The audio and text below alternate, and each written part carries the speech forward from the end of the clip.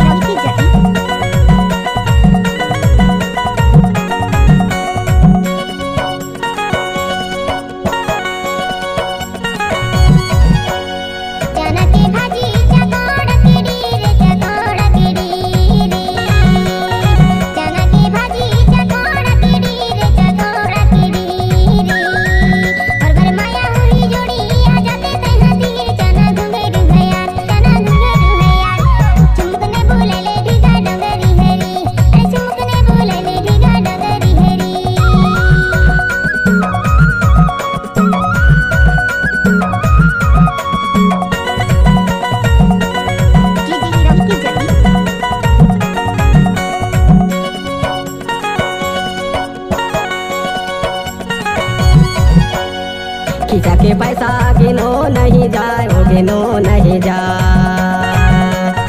खींचा के पैसा गिनो नहीं जाए वो गिनो नहीं जाए। सोगा बंधी के मारे मिलो तो नहीं जाए। चना घुंघरू है यार, चना घुंघरू है यार। चुमुक ने बोला थोड़े का डंगरी है रे। अरे चुमुक ने बोला थोड़े का डंगरी है रे।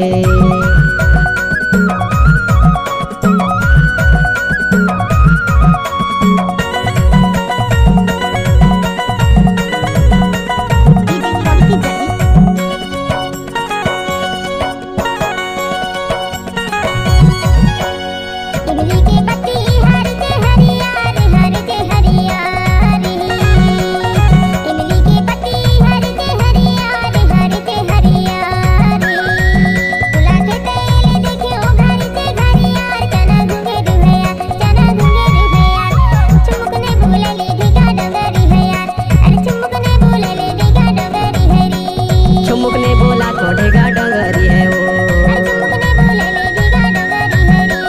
चुमुक ने बोला थोड़े का डंगरी है वो। Mobile number 93 13 27।